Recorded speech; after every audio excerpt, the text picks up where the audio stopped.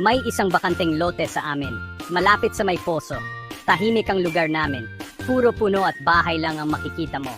Kapag gabi, madilim. Pero doon sa bakanteng lote, parang maliwanag dahil sa buwan at mga bituin. Doon kami madalas tumambay ng mga kababata ko. Halos gabi-gabi kami nandoon, lalo na kung maliwanag ang buwan. Minsan, nagdadala pa kami ng mga karton para gawing higaan. Tapos magkukwentuhan lang kami hanggang sa antukin. Ang sarap ng simoy ng hangin, ang presko, parang ayaw mo na umuwi. Pero hindi lang tulog at tambay ang ginagawa namin doon. Marami rin kaming kalokohan. May times na maglalaro kami ng taguan. O kaya naman, mag-iimbento kami ng sarili naming laro. Kahit na ano, basta magkakasama kami. Ang dami naming napagkukuwentuhan sa bakanteng lote. Minsan, tungkol sa mga crush namin. O kaya naman, tungkol sa mga pangarap namin sa buhay. Kapag may kaaway kami sa school, doon din namin kinukuwento. Parang therapy na rin. Siyempre, may tawanan din. Lalo na kapag may nagkukuwento ng nakakatawa. Yung tipong hawak mo na tiyan mo sa sakit. Minsan naman, may iyakan din. Lalo na kapag may pinagdadaanan. Pero kahit ganun, nandyan kami para sa isa't isa. Hindi kumpleto ang gabi kung walang kantahan.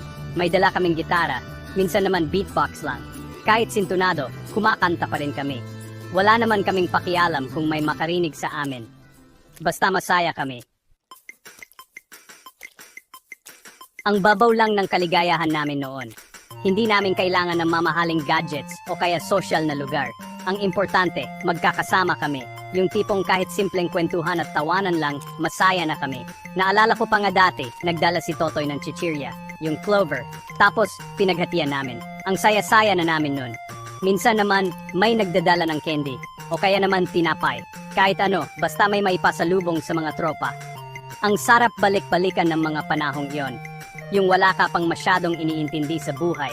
Yung ang importante lang sa'yo ay yung mga kaibigan mo. Sana, mabalik pa yung mga panahong iyon. Ngayon, may mga sarili na kaming buhay. May mga trabaho na. May mga pamilya na rin ang iba. Hindi na kami madalas magkita-kita. Pero kahit ganun, hindi pa rin namin nakakalimutan ang isa't isa. Tuwing may okasyon, nagkikita-kita pa rin kami. At kapag nagkikita-kita kami, parang bumalik lang kami sa pagiging bata. Yung tipong walang problema, yung tipong ang saya-saya lang namin.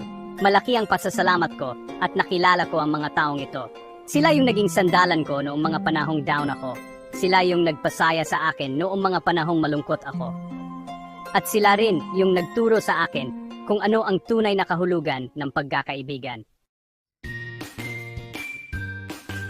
May isang